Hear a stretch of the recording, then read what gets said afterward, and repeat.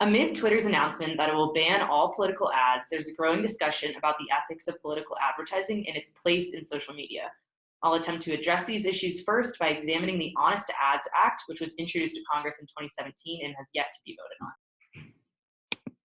The Honest Ads Act was introduced in light of the Russian interference in the 2016 election, as well as an exponential increase in spending on online advertising since 2012. The Act's purpose is to improve disclosure requirements for online political advertisements in order to uphold the United States Supreme Court's well-established standard that the electorate bears the right to be fully informed. While the Honest Ads Act is a good start and at the very least gets the conversation started, it's not likely that it would be effective at reducing misinformation or increasing transparency. It seems that it would be difficult for digital platforms to keep these records, as the definition of political advertisements provided in the Act is very broad. Issue ads paid for by nonprofits or large corporations may not fall under this category. It would also be pretty easy for foreign nationals to purchase ads under different accounts for less than $500, thus evading the requirement to make the purchase public. Finally, this act would still require viewers to visit the database to find more information about the ad, which most people are not likely to do.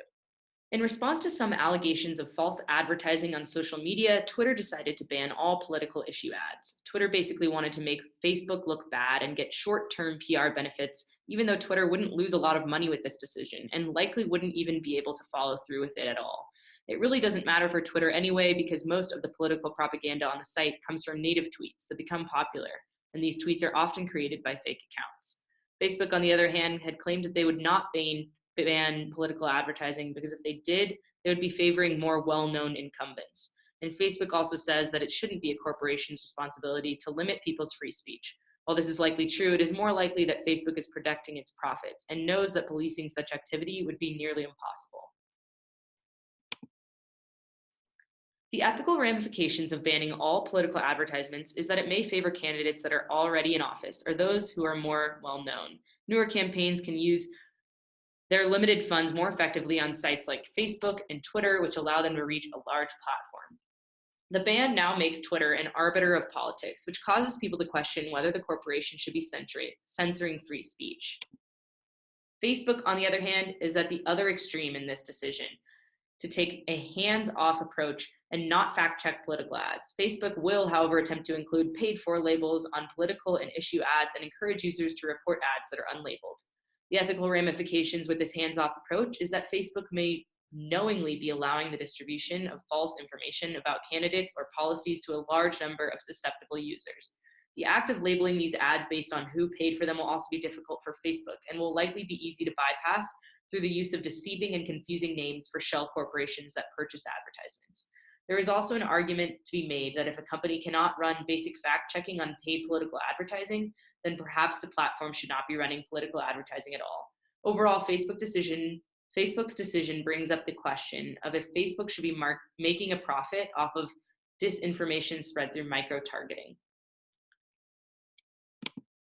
A big question brought up in this debate is whether or not these sites should be considered platforms or publishers, and whether they should vet advertisements in the same manner as TV stations currently do. Many of these policy proposals have obvious loopholes due to the way in which advertisements are purchased today.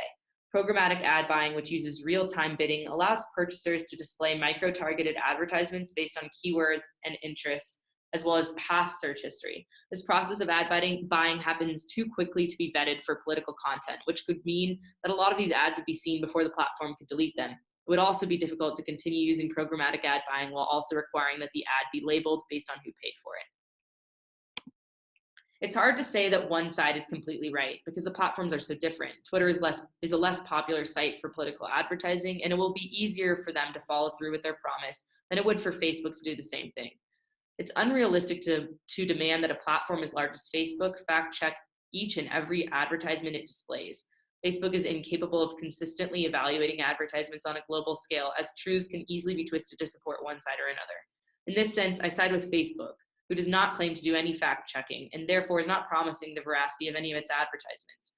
Facebook also realizes that making a ban on political ads would be impossible to enforce and would likely keep newer candidates and organizations from gaining traction. It is dangerous, however, to continue allowing for micro-targeting of political ads. Russian-backed pages bought ads to target people in specific cities with specific job titles, political leanings, and employers. The danger with this kind of micro-targeting is that extreme advertisements can be displayed to susceptible groups and will not be seen by the opposition. With this kind of advertising, there's no accountability, and people can be fed one side of the story and never see the other. If the goal is to create a fully informed electorate, then micro-targeting should be addressed first.